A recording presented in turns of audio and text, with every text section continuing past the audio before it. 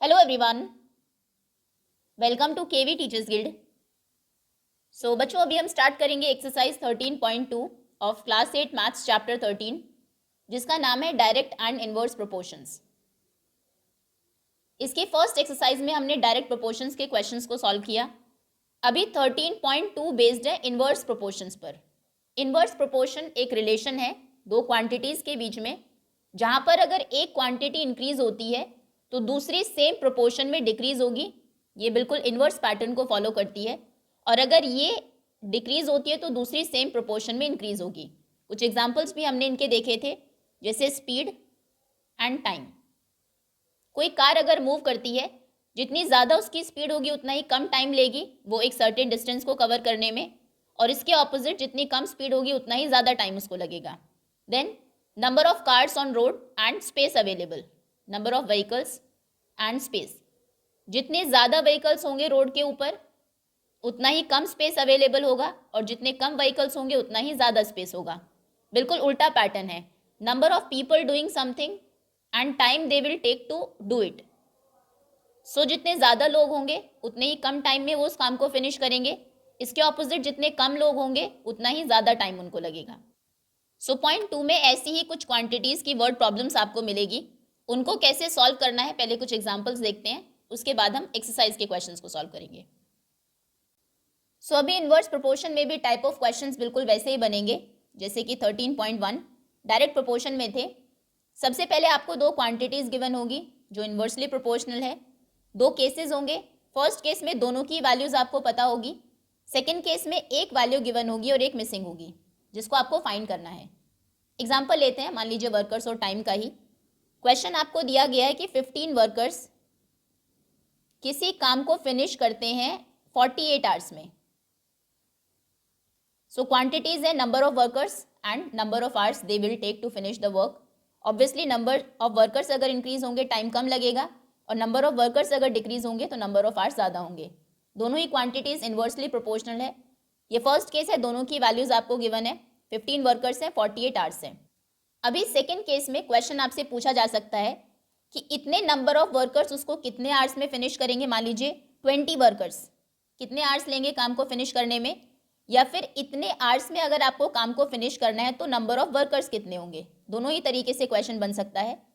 मान लीजिए क्वेश्चन पूछा गया है how many workers will be required, कितने वर्कर्स की जरूरत होगी to do the same work in 30 hours.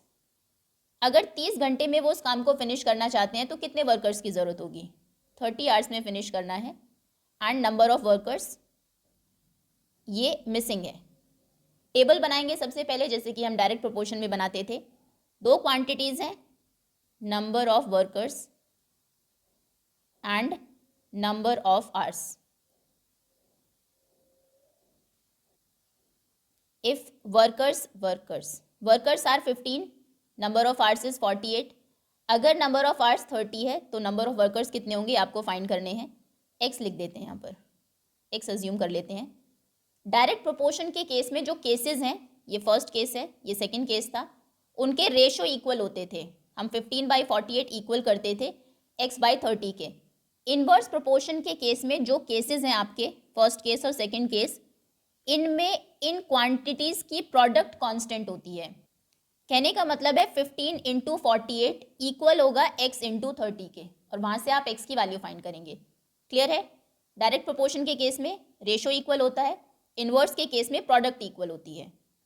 सो यहाँ पर हम लिखेंगे 15 इंटू 48, क्योंकि इनवर्स प्रोपोर्शनल है दोनों ही quantities, will be equals to x into 30। X की वैल्यू फाइंड करेंगे, 30 को इधर लेकर आएंगे डिवीजन में। This is equals to x। 15 2s are 30, 2 2s are 4, 2 4s are 8। x is equals to 24। कहने का मतलब है 24 वर्कर्स की ज़रूरत है आपको, अगर आपको काम को 30 आवर्स में फिनिश करना है। ओके, अभी एक और एग्जाम्पल देखते हैं। एनसीईआरटी का एक एग्जाम्पल लेते हैं। मान लीजिए क्वेश्चन गिवन है कि there are 100 students in a hostel. एक हॉस्टल में 100 स्टूडेंट्स हैं and food available for 20 days. 20 दिन के लिए फूड अवेलेबल है। अगर 25 स्टूडेंट्स और आ जाते हैं, यानी कि 125 स्टूडेंट्स हो जाते हैं, then for how many days the food will last. तो नंबर ऑफ डेज आपको बताने हैं कितने दिन खाना और चलेगा। 2 यूनिट्स हैं, number of students and number of days, जितने दिन खाना चलेगा। पहले तो आपको देखना है कि क्या रिलेशन है दोनों में।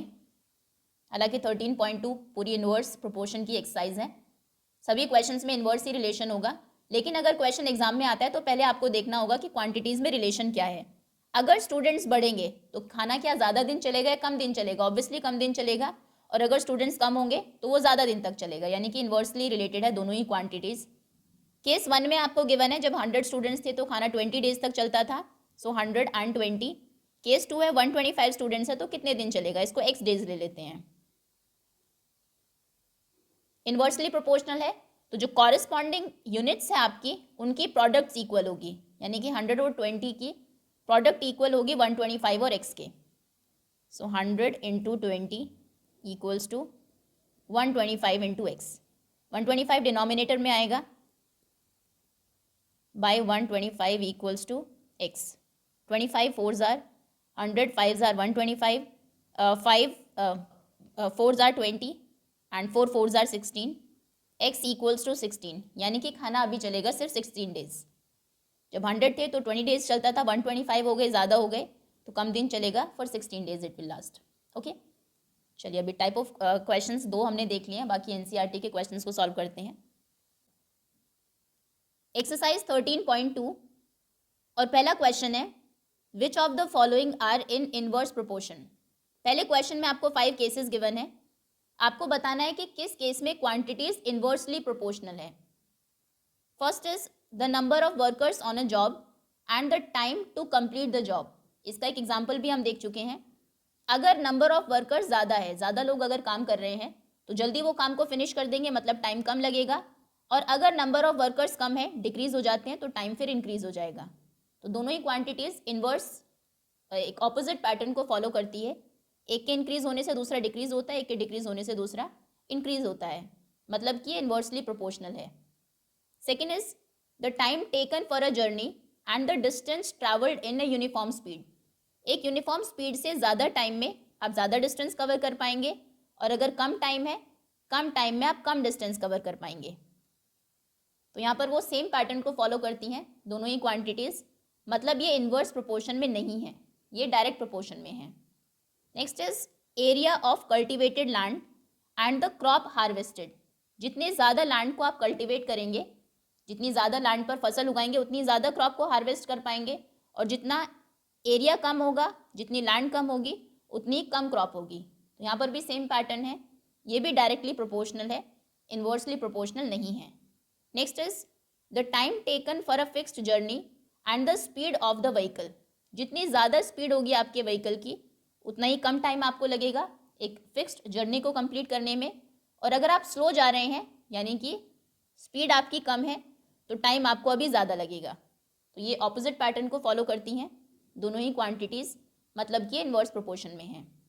Next is the population of a country and the area of land पर पर्सन।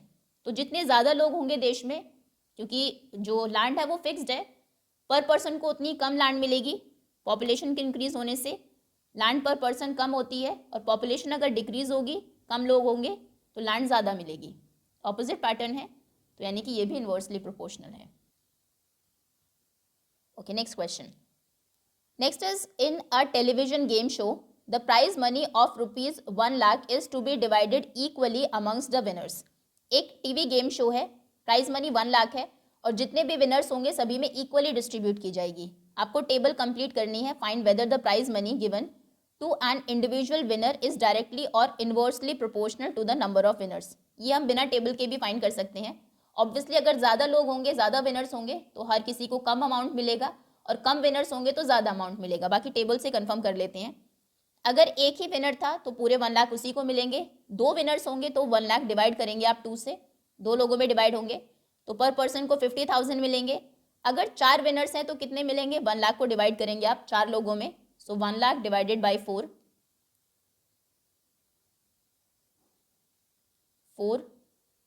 2s are 8, 9, 10, 20 हो गया, 5s are 20 and then 3 zeros, 25,000। So यहाँ पर टेबल में आएगा 25,000। नेक्स्ट इज अगर 5 लोग हैं, सो 1 लाख को आप डिवाइड करेंगे 5 से, 5 2s are 10 and then 1 2 3 4 zeros, यानी कि 20,000। तो हर विनर को 20,000 रुपीज़ मिलेंगे। 8 विनर्स अगर है, सो 1 lakh divided by 8, 1 is 8, 9 10 20, 2s are 16, 4 40, 5s are 40 and then 2 zeros, फिर मिलेंगे 12,500, 500। अगर 10 विनर्स हैं, सो 1 लाख को आप डिवाइड करेंगे 10 लोगों में, 0 कैंसिल होगी, 1,000 मिलेगा हर किसी को, सॉरी 10,000। अगर 20 है विनर्स, सो डिवाइड करेंगे 20 से, 20 5s are 100 and then 3 zeros, 5,000। So इस टेबल में हम देख रहे हैं कि जैसे जैसे विनर्स इंक्रीज होते हैं, नंबर ऑफ विनर्स, अगर 1 है तो प्राइस 1 लाख है, 2 हुए तो प्राइस कम हो गया, 50,000 हो गया, 4 हुए तो 25 रह गया, 20 हुए तो फिर सिर्फ 5,000 रह गया। यानी कि जैसे जैसे नंबर ऑफ विनर्स इंक्रीज होते हैं, प्राइस जो मिल रहा है हर विनर को वो डिक्रीज होता है। तो यानी कि yes, both these quantities are inversely proportional.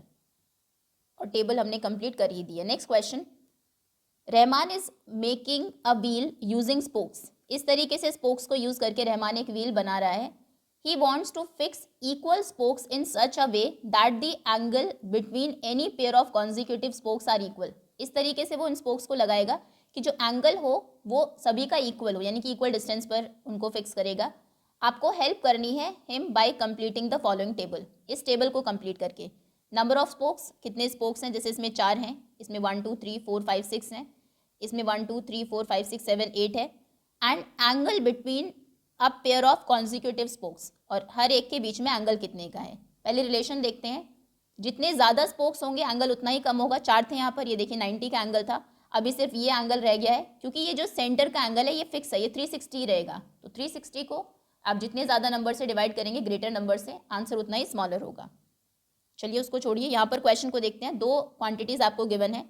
जब 4 स्पोक्स थी तो एंगल 90 90 के थे, 6 थी तो एंगल 60 60 के थे। अब आगे आप कंप्लीट करिए टेबल को।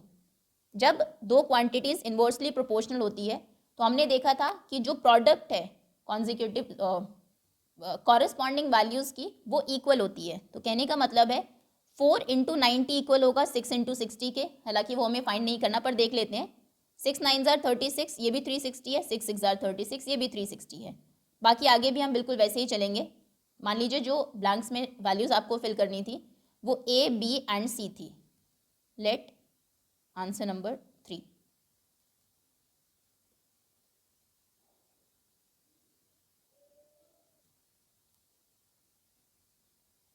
Values in blanks B, A, B and C respectively, यानी कि पहले में A है, सेकंड में B, थर्ड में C। 100 में पता है 4 इंटू 90 इक्वल होगा 8 इंटू A के, अगर ये A है यहाँ पर, या फिर 6 इंटू 60 भी आप कर सकते हैं, कुछ भी कर सकते हैं, दोनों में से 2 वैल्यूज़ हमें पता है यहाँ पर। So 4 into 90 is equals to 8 into A की वैल्यू कितनी होगी, A equals to 4 into 90 by 8। 4 2s are 8, 2 4s are 8, 5s are 10, so A equals to 45। यानी कि फर्स्ट में अगर 8 स्पोक्स हैं तो कॉन्जिक्यूटिव स्पोक्स के बीच में एंगल कितने डिग्री का होगा, 45 डिग्रीज का। सेकेंड, B की वैल्यू 4 इंटू 90 इक्वल होगा 10 इंटू B के, तो B की वैल्यू यहाँ से होगी 4 into 90 bye 10, 0, 9 4s are 36 B, यानी कि अगर 10 स्पोक्स है तो 2 स्पोक्स के बीच में एंगल होगा 36 डिग्री का। नेक्स्ट है 12, so 4 into 90 equals to 12 into C। C is equals to 4 into 90 by 12, 4 3s are 12, 3 3s are 9, 30, C equals to 30 degree. So table अभी आप ये कंप्लीट कर देंगे, degree, number of spokes and angles,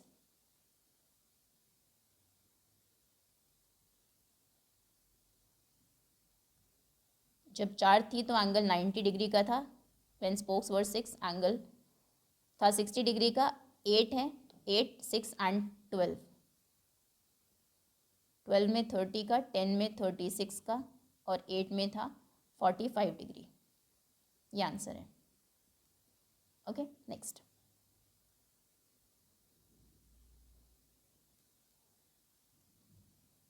okay, next नहीं है, अभी इसी के ही 3 और केसेस हैं। First is, are the number of spokes and angles formed between the pairs of consecutive spokes in inverse proportion. दो स्पोक्स के बीच का एंगल और जितने स्पोक्स हैं क्या वो इनवर्स प्रोपोर्शन में है? तो हमने देखा जैसे जैसे स्पोक्स इंक्रीज हो रही है एंगल डिक्रीज हो रहा है, so yes they are in inverse proportion.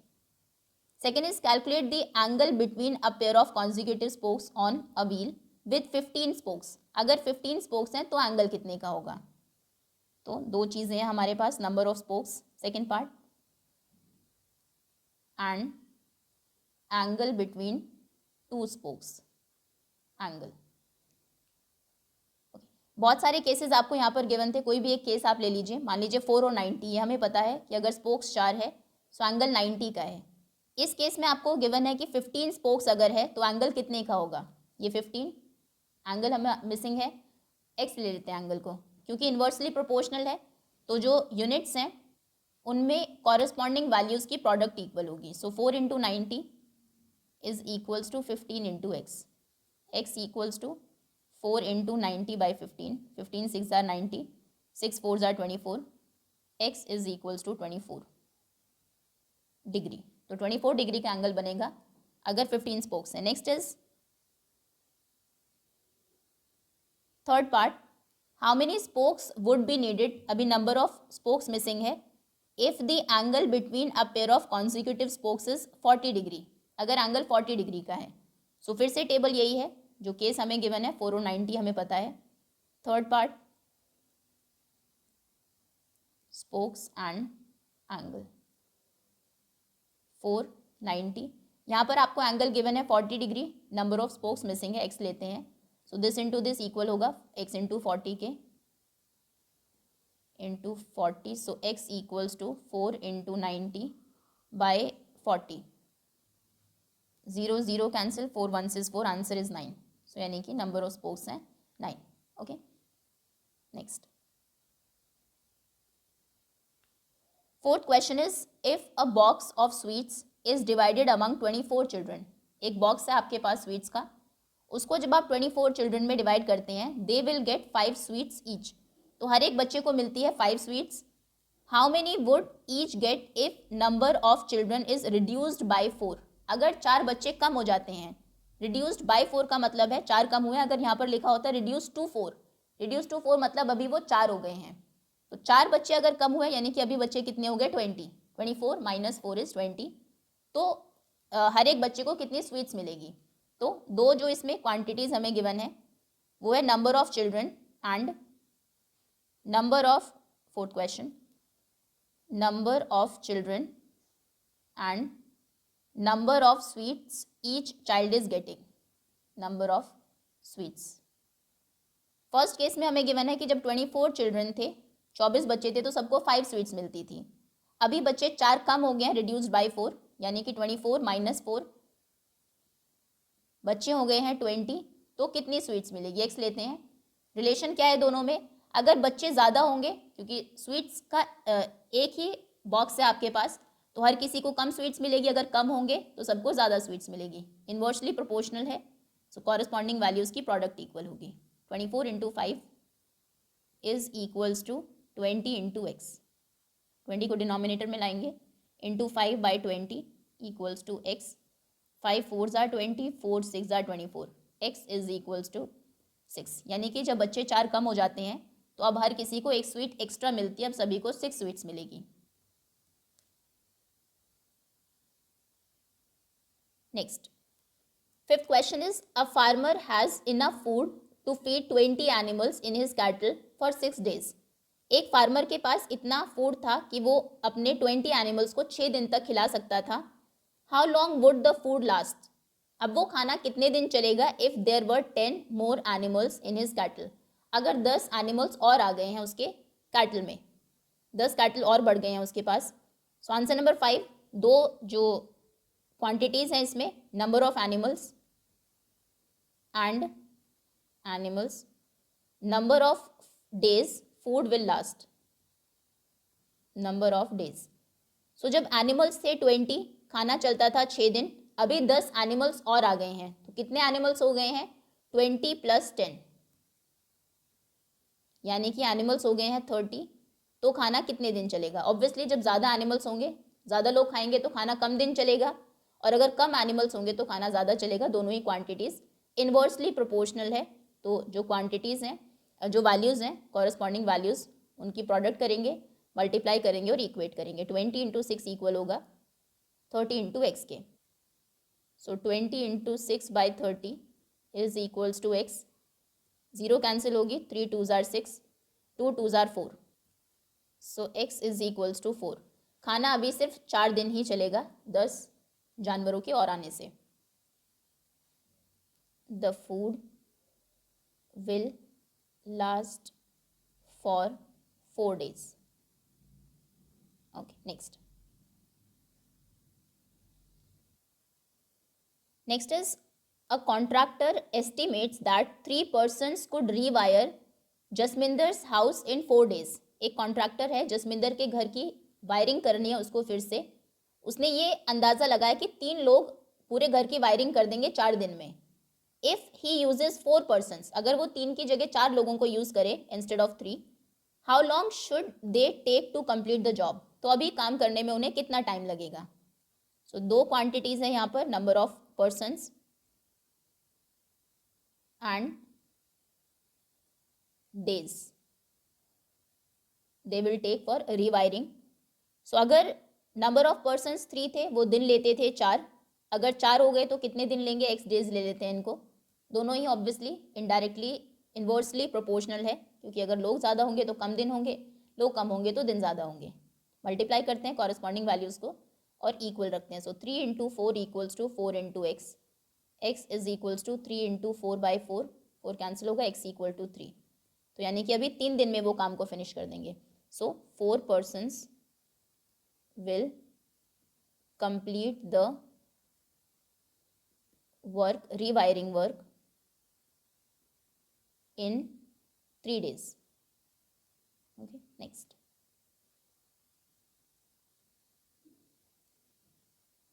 is a batch of bottles were packed in 25 boxes with 12 bottles in each box।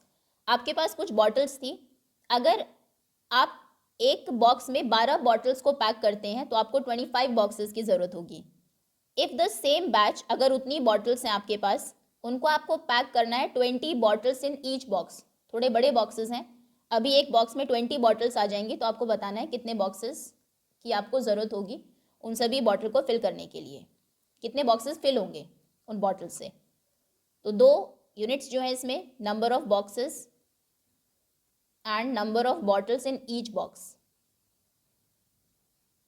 Bottles given है आपको कि जब 25 बॉक्सेस थे तो हर एक बॉक्स में 12 बॉटल्स आती थी, 25 12। अभी 20 बॉटल्स आप एक बॉक्स में पैक कर रहे हैं 20, तो कितने बॉक्सेस की ज़रूरत होंगी? x बॉक्सेस ले लेते हैं।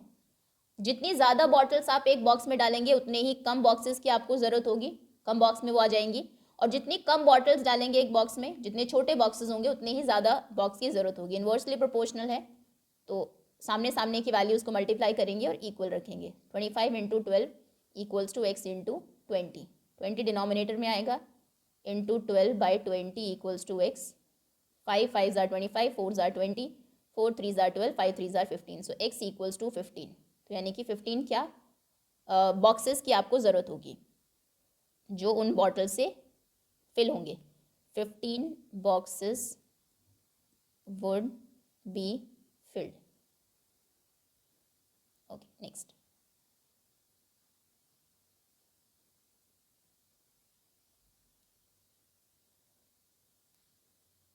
is a factory requires 42 machines to produce a given number of articles in 63 days। कुछ आर्टिकल्स आपको प्रोड्यूस करने हैं, बनाने हैं, तो अगर 42 मशीन्स हैं आपके पास, 63 डेज में वो उनको प्रोड्यूस कर देंगी। How many machines would be required, कितनी मशीन्स की आपको ज़रूरत है to produce the same number of articles, उतने ही आर्टिकल्स बनाने के लिए इन 54 डेज। अगर आप 54 डेज में काम को कंप्लीट करना चाहते हैं तो कितनी मशीन्स की ज़रूरत होगी। ये बिल्कुल वर्कर और डेज का जो हिसाब है वैसा ही है, वर्कर्स की जगह पर अब मशीन्स हैं। नंबर 8, दो जो क्वांटिटीज़ हैं, number of machines and number of days to finish the production, number of days.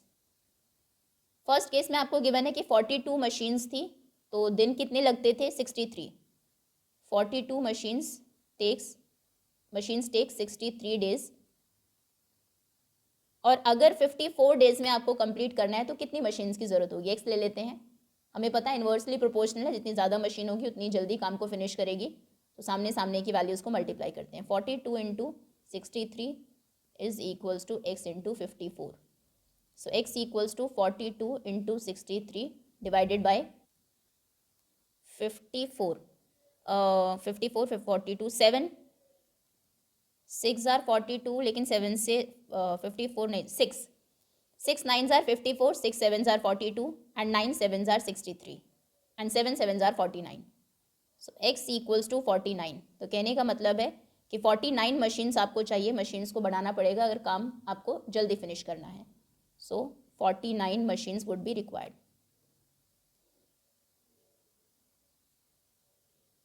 Next, required.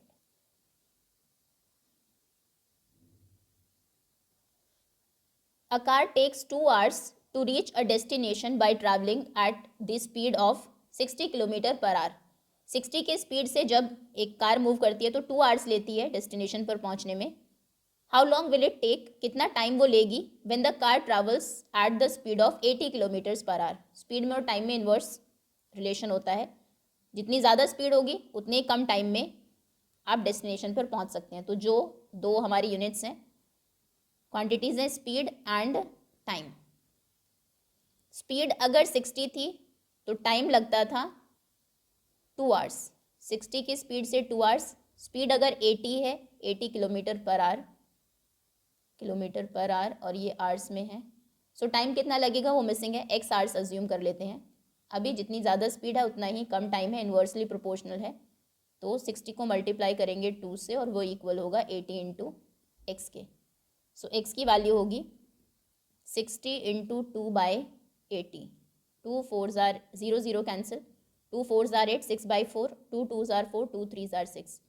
X is equals to 3/2 hours. 3/2 को मिक्सड में चेंज करते हैं, 3 2 1 is 2, remainder 1, so whole 1 and 1/2, 1.5 hours। So the car will take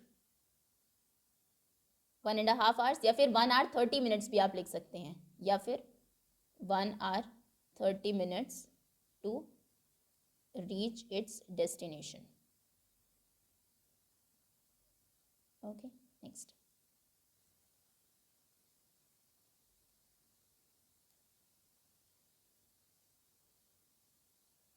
next is 2 persons could fit new windows in a house in 3 days। एक घर में नई Windows fit करानी है, 2 लोग उस काम को 3 दिन में फिनिश कर देते हैं। इसमें 2 केसेस हैं। First is one of the persons fell ill, उनमें से एक आदमी बीमार हो जाता है। बिफोर द वर्क स्टार्टेड, काम के शुरू होने से पहले, मतलब उसने कुछ भी काम नहीं किया। आपको बताना है कि how long would the job take now. अभी सिर्फ एक ही आदमी रह गया काम करने के लिए, तो अभी काम करने में कितना टाइम लगेगा। सो आंसर नंबर 10, 2 यूनिट्स हैं इसमें, नंबर ऑफ पर्सन्स जो काम कर रहे हैं और नंबर ऑफ डेज जो वो ले रहे हैं उस विंडो को फिक्स करने में। जब 2 थे तो टाइम लेते थे वो 3 डेज़ का, 3 डेज़। अभी एक रह गया क्योंकि एक बीमार हो गया, तो मान लीजिए एक्स डेज़ बोलेंगे। तो जितने ज़्यादा लोग होंगे उतना ही कम टाइम लगेगा। अभी क्योंकि वो अकेला है तो ज़्यादा दिन तक करना पड़ेगा उसको काम, इन्वर्सली प्रोपोर्शनल है। सो सामने सामने की वैल्यूज़ को मल्टीप्लाई करेंगे और इक्वल रखेंगे। 1 तो कुछ है नहीं, 1 into x is x. So x equals to 3 2s are 6, मतलब कि अब उसको 6 दिन लगेंगे उस काम को कंप्लीट करने में। So answer is 6 days। Next, second part है इसका, how many persons would be needed to fit the window in 1 day। अगर आप चाहते हैं कि एक ही दिन में विंडोज़ सारी फिट हो जाए तो कितने लोगों की ज़रूरत है। फिर से वही टेबल है, सेकेंड पार्ट जो हमें गिवन था वर्कर्स पर्सन्स का और डेज का। 2 लोग काम करते थे 3 दिन में, हम चाहते हैं एक दिन में काम हो, तो मान लीजिए एक्स लोगों की हमें ज़रूरत है। इन्वर्सली प्रोपोर्शनल है ही, so 2 into 3 x into 1, x into 1 is x, 6 equals to x। So अगर एक दिन में काम आपको फिनिश कराना है तो आपको ज़रूरत होगी 6 लोगों की। 6 persons would be required to finish the work in one day, to fit the windows in one day. Next.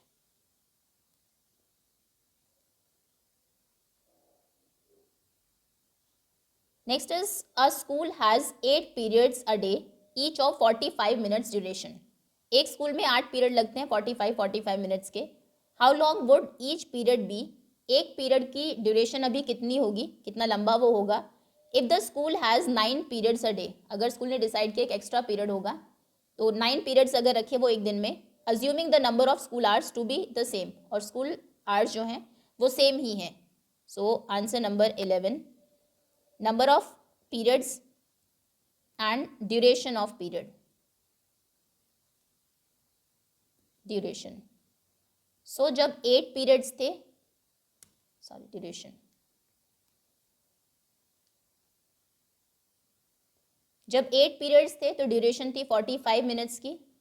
अभी 9 periods हैं, duration कितनी होगी, x minutes अज्यूम करते हैं। तो अभी अगर जितने ज़्यादा पीरियड होंगे उतने ही पीरियड को थोड़ा शॉर्ट करना पड़ेगा, सभी पीरियड्स में से थोड़ा थोड़ा टाइम निकालेंगे तब वो 9th पीरियड बनेगा, यानी कि ड्यूरेशन कम होगी। और अगर पीरियड्स कम हो, सिर्फ 2 ही पीरियड लगे तो आधे आधे टाइम के वो दोनों पीरियड्स होंगे। सो जब पीरियड्स कम होते हैं तो ड्यूरेशन इंक्रीज होती है। इन्वर्सली प्रोपोर्शनल है, और इन्वर्स के केस में हम जो कॉरेस्पॉन्डिंग यूनिट्स हैं उनको मल्टीप्लाई करते हैं, उनकी प्रोडक्ट्स इक्वल होती है 9 into x. So x equals to 8 into 45 by 9, 9 5s are 45, 8 5s are 40, x equals to 40, यानी कि अभी एक पीरियड की ड्यूरेशन होगी, duration of each period would be of 40 minutes. Okay, इसी के साथ चैप्टर और एक्सरसाइज दोनों ओवर होती है। बहुत इजी चैप्टर है, 2 ही कॉन्सेप्ट्स हैं इसमें। क्वेश्चन जब भी आएगा पहले आपको डिसाइड करना है कि जो क्वांटिटीज़ हैं क्या वो डायरेक्टली रिलेटेड है या फिर इन्वर्सली। इस तरीके की टेबल आप बनाएंगे। अगर उनमें डायरेक्ट रिलेशन है, मतलब एक ही पैटर्न को फॉलो करती है इंक्रीज डिक्रीज के, एक के इंक्रीज होने से दूसरा भी इंक्रीज होता है, तो जो कॉरेस्पॉन्डिंग वैल्यूज़ हैं उनका रेशो सेम होता है। 4 और 45 इक्वल होगा 9/x के। और अगर इन्वर्सली प्रोपोर्शनल है, पैटर्न ऑपोजिट है, एक के इंक्रीज होने से दूसरा डिक्रीज होता है, एक के डिक्रीज होने से कम होने से दूसरा बढ़ता है, तो उस टाइम पर दोनों जो कॉरेस्पॉन्डिंग यूनिट्स हैं उनकी प्रोडक्ट इक्वल होती है। ओके, चलिए, thank you so much for watching.